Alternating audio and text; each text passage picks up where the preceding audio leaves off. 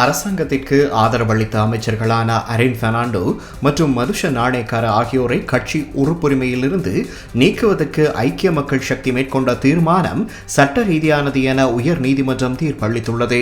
குறித்த இருவரும் ஐக்கிய மக்கள் சக்தியில் அங்கம் வகித்ததுடன் ஜனாதிபதி ரணில் விக்ரமசிங்கவின் அரசாங்கத்திற்கு ஆதரவளித்தனர். இதனையடுத்து அரின் பெர்னாண்டோ சுற்றுலா மற்றும் விளையாட்டுத்துறை அமைச்சராகவும் மனுஷ நாணேக்கார தொழில் மற்றும் வெளிநாட்டு வேலைவாய்ப்புகள் அமைச்சராகவும் நியமிக்கப்பட்டனர். இந்த நிலையில் ஐக்கிய மக்கள் சக்தி அவர்கள் இருவரையும் கட்சியின் உறுப்புரிமையிலிருந்து இடைநிறுத்தியது. இதற்கு எதிராக மனுஷ நாணேக்கார மற்றும் அரின் பெர்னாண்டோ ஆகியோர் ஐக்கிய மக்கள் சக்தியின் இந்த தீர்மானத்தை செல்லுபடியற்றதாக்கி உத்தரவிடுமாறு கோரி உயர் நீதிமன்றில் மனு தாக்கல் செய்திருந்தனர்.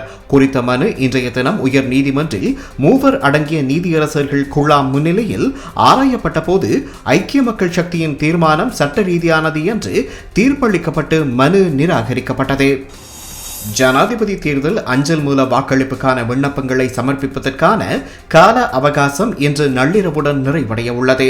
கடந்த 5ஆம் தேதியுடன் அஞ்சல் மூல வாக்களிப்பு விண்ணப்பிக்கும் காலம் நிறைவடையவிருந்த நிலையில் அது இன்று நள்ளிரவு வரை நீடிக்கப்பட்டிருந்தது. இந்த நிலையில் உரிய காலப்பகுதிக்குள் விண்ணப்பங்களை சமர்ப்பிக்குமாறு தேர்தல்கள் ஆணைக்குழு தெரிவித்துள்ளது. அதே நேரம் எந்த ஒரு காரணத்திற்காகவும் அஞ்சல் மூல வாக்களிப்புக்கான விண்ணப்ப காலம் மீண்டும் நீடிக்கப்பட மாட்டாது என தேர்தல்கள் ஆணைக்குழு குறிப்பிட்டுள்ளது. சிறுவர்கள் மத்தியில் தற்போது மூச்சுத் திணறல் அறிகுறிகள் அதிகரித்து வருவதாக வைத்திய நிபுணர்கள் எச்சரித்துள்ளனர். சிறுவர்களுக்கு ஏற்படும் இன்ஃபுளுவன்சா வைரஸ் காய்ச்சலினை தொடர்ந்து மூச்சுத் திணறல் அறிகுறிகள் அதிகரித்து வருகின்றன.